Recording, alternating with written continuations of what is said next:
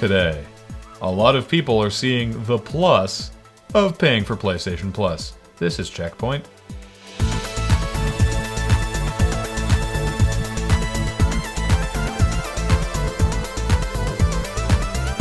Welcome to CheckPoint, where it's the second week of December, so I hope your Christmas shopping's going well. You shut your filthy seasonal mouth. Turns out Sony's PlayStation Plus subscription service was never super popular. It's almost like the marginal upside and dubious perks of Plus wasn't worth the monthly cost when the bulk of the PS3's online interaction was available for free.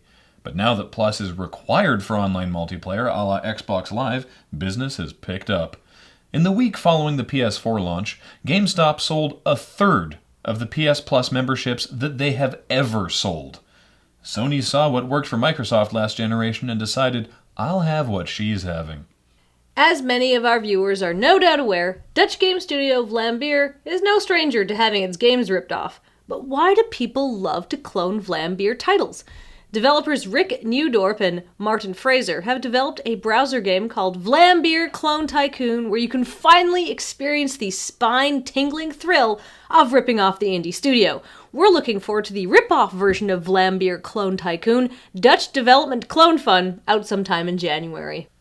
The Xbox One's bundled KINECT 2 was made in-house by Microsoft, but the original Project NATAL KINECT was made by a company called PrimeSense, which Apple just spent $360 million buying. Let the speculation commence and the excitement begin. With that power in Cupertino, we can finally conclude the Microsoft versus Apple debate the way our benevolent corporate overlords want, with a competing set of genitalia-scanning computer eyes vying for our attention. Guess what, kids? Activision has made collecting their plastic cash cows even easier with a new app called Skylanders Collection Vault. If you have an iOS device, you can share and compare your collection with your friends, and then send out lists of what you're missing.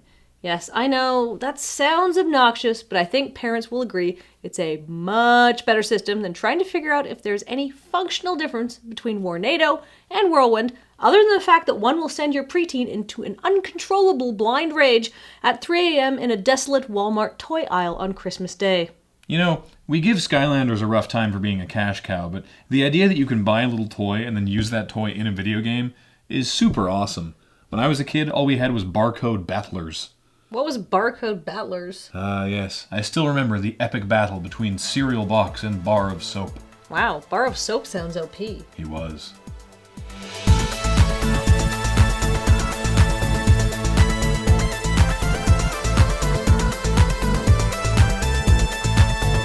Coming up, a DLC pack for Typing of the Dead Overkill has you type Shakespeare quotes, because apparently modern English is for scrubs and casuals.